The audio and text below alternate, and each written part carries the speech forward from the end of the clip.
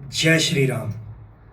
इन दिनों भगवान राम पर जो सबसे खूबसूरत पंक्तियां मैंने पढ़ी वो कहती है कि दया अगर लिखने बैठूं तो होते हैं अनुवादित राम। कि दया अगर लिखने बैठूं तो होते हैं अनुवादित राम। रावण को भी नमन किया, ऐसे थे मर्यादित राम। वाह वाह वाह। अभी कुछ वर्षों पूर्व हमने वो पर्व मनाया जहां 500 वर्षों के बाद रामलला घर आए। लेकिन आप सोच कर देखें कि अगर हम एक महीने भी यूरोप की छुट्टियों में चले जाएं, अगर एक महीने भी यूरोप घूमने चले जाएं, तब भी 15-20 दिनों के बाद हमें वो शहर खाने लगता है, हमें वो खूबसूरत वादियां खाने लगती हैं। ऐसे लगने लगता है कि यार कब घर जाएं, कब घर जाएं। ऐसे में 500 वर्षों तक राघव कैसे रहे होंगे, उस पर कुछ पंक्तियां लिखने की कोशिश की है। बहुत बढ़िया। लेकिन उसके पहले एक प्रसंग याद आता है रामायण से।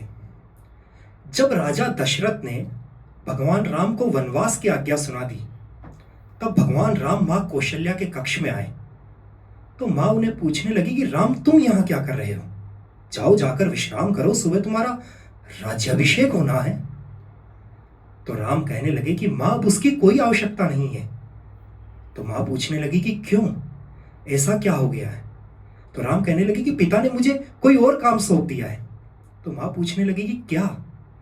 तो राम कहते हैं कि पिता दे ही मोहि कानन राजू, जहां सब भांति मोर बड़ काजू। कि मां, पिता ने मुझे जंगल का साम्राज्य दे दिया है जहां और बड़े कार्य मेरी प्रतीक्षा कर रहे हैं। तो जो मन में ये तटस्थता हो, ये धैर्य हो, ये भाव हो, वो शायद राम को राम बनाता है। जी, हमारी कोई छोटी मोटी चीज भी अगर खो जाती है तो हम एकदम व्याकुल हो उठते हैं, दुखी हो उठते हैं। ऐसे में पूरी पृथ्वी का साम्राज्य ठुकरा कर भी जो मन से मुस्कुराहट की गंगा बहाए, उस पावन तीर्थ का नाम है राम। वाह वाह, बहुत बढ़िया।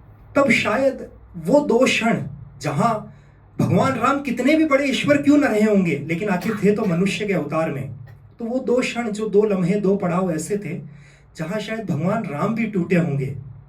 उन्हें शब्द पिरोने की कोशिश की है। और शमसी मिनाई साहब ने बहुत खूबसूरत भी कहा है कि मैं राम पर लिखूं मेरी हिम्मत नहीं है कुछ, तुलसी ने वाल्मीकि ने छोड़ा नहीं है कुछ। वाह वाह। फिर ऐसा कोई खास कलमवर नहीं हूं मैं, लेकिन वतन की खाक से बाहर नहीं हूं मैं। वाह वाह। कोई पयाम हक है वो सब है मेरे लिए, कोई पयाम हक है वो सब है मेरे लिए, दुनिया का हर बुलंद अदब है मेरे लिए। वो राम जिसका नाम है जादू लिए हुए, लीला है जिसके ओम की खुशबू लिए हुए। अवतार बन के आई थी गैरत शबाब की, भारत में सबसे पहली किरण इंकलाब की। मैं राम पर लिखूं मेरी हिम्मत नहीं है कुछ, तुलसी ने वाल्मीकि ने छोड़ा नहीं है कुछ। क्या और तब वो दो महत्वपूर्ण पड़ाव, पहली घड़ी वो थी जब माता सीता का हरण हो जाता है। आप देखिए, जब कहते हैं ना कि जब स्थितियां विपरीत हो जाती है तब सब कुछ उल्टा ही उल्टा होने लगता है, भाग्य भी पलट जाता है। एक बहुत खूबसूरत सा श्लोक है जो कहता है कि ना निर्मता के न, ना तृष्टा पूर्वा, ना श्रूयते हेममयी कुरंगी, तथापि तृष्णा रघुनंदस्य विनाश काले विपरीत बुद्धि। कि न पहले कभी किसी ने देखा, न सुना कि सोने का हिरण भी होता है।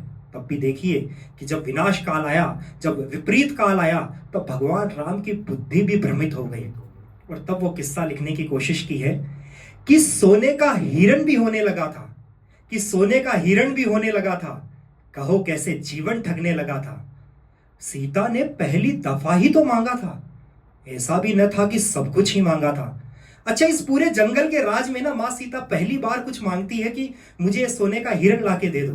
तो सीता ने पहली दफा ही तो मांगा था, ऐसा भी न था कि सब कुछ ही मांगा था। सीता को कैसे कहें कि ये माया है, सीता को कैसे कहें कि ये माया है, विपदा में होता अपना पराया है। अब सीता को कहे भी कैसे?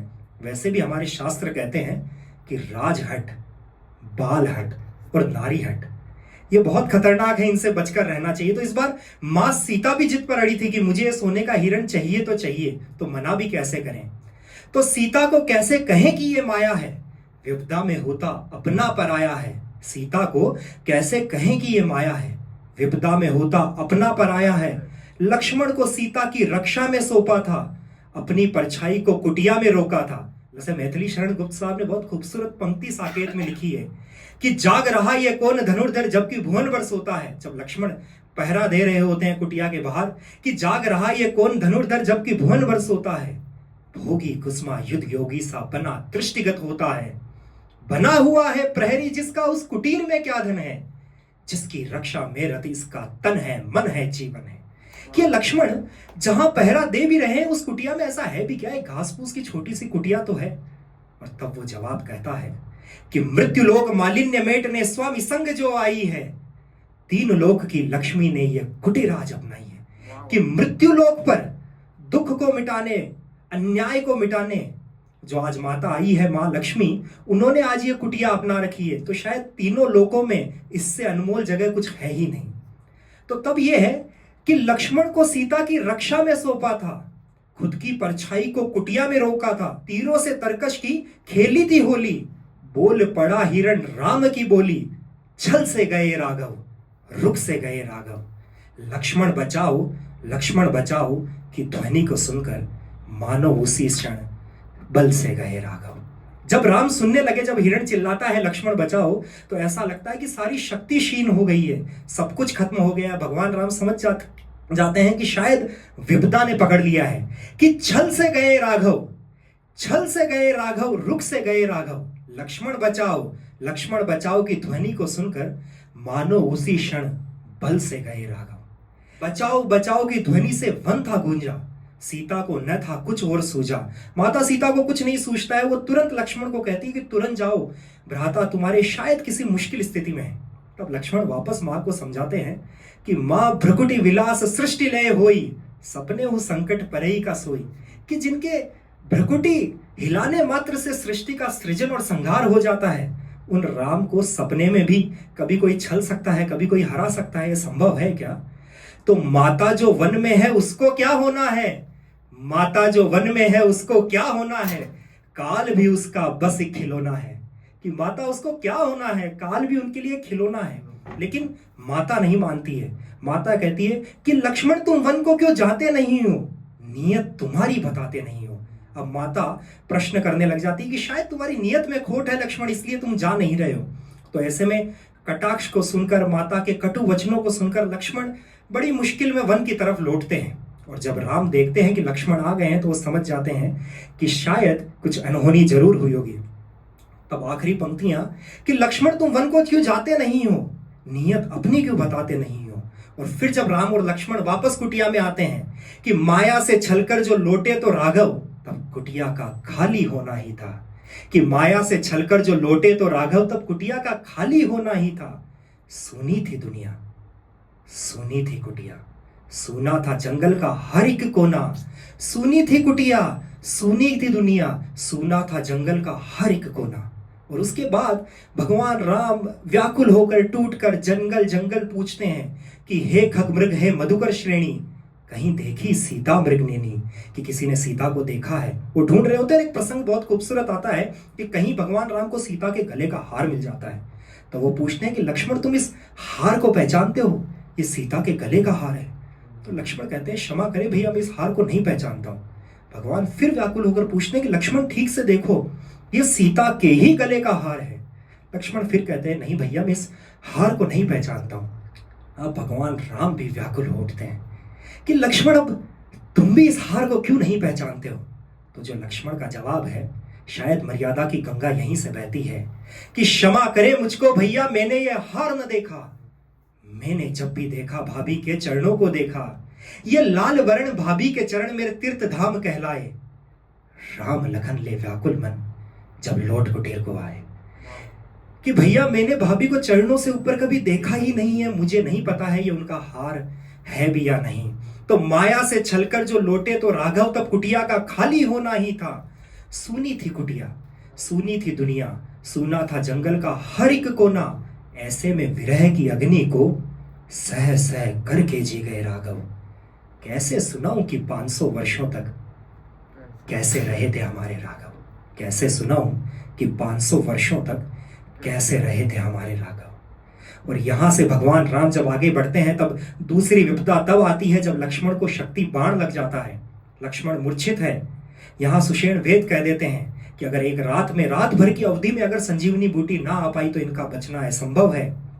उस मुश्किल स्थिति में जब भ्राता मूर्छित गोद में है, माँ सीता लंका के कैद में है, तब कुछ पंक्तियां लिखने की कोशिश की है कि मुश्किलें बड़ी थी सामने खड़ी थी, मुश्किलें बड़ी थी सामने खड़ी थी, जिंदगी को देखा तो बिखरी पड़ी थी, रात वो काली है काला है सब कुछ, यह जो गया तो बचा ही फिर क्या कुछ। आंखों से आंसू की माला वो फूटी, ला दे कहां से संजीवन बूटी, दूर पता है क्या विपदा है, ला दे जो बूटी वो मेरा सखा है। माना कि जीता जाएगा ये युद्ध, पर यह जो गया तो बचा ही था क्या कुछ। त्रैलोक्य का राजा था निर्धन, कैसे कटा था वो हर क्षण। भले ही तीनों लोगों के राजा थे, लेकिन शायद लक्ष्मण के बाद कुछ नहीं रहता।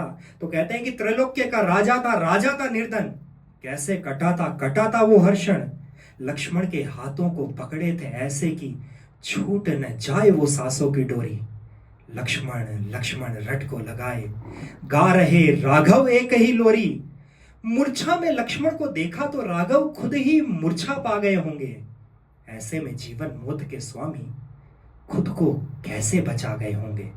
ऐसे में रात के घात आघात को सह सह करके जी गए राघव। कैसे सुनाऊं कि 500 वर्षों तक कैसे रहे थे हमारे राघव। कैसे सुनाऊं कि 500 वर्षों तक कैसे रहे थे हमारे राघव। और तब ये आखिरी 4 पंक्तियां कि कैसे होता है राम होना। मुश्किलों से संग्राम होना पड़ता है, संघर्ष का इनाम होना पड़ता है। दुनिया बाद में उठाती है सर आंखों पर, पहले राम को भी राम होना पड़ता है। क्या बात, बहुत बढ़िया। और तब इस रामनवमी पर आखिरी ये शुभकामनाएं आप सभी के नाम की। सुकृत कर्म के दाम तुम्हें मिल जाएंगे, वो करुणा के धाम तुम्हें मिल जाएंगे, लालित्य ललित ललाम तुम्हें मिल जाएंगे, और मर्यादा में राम तुम्हें मिल जाएंगे। तो कुछ अच्छे कर्म करते रहिए, अपनी मर्यादा पर बने रहिए, और शायद उसी तरह की खूबसूरती आप सभी के जीवन में आए। जय श्री राम। बहुत बढ़िया दर्शन जी।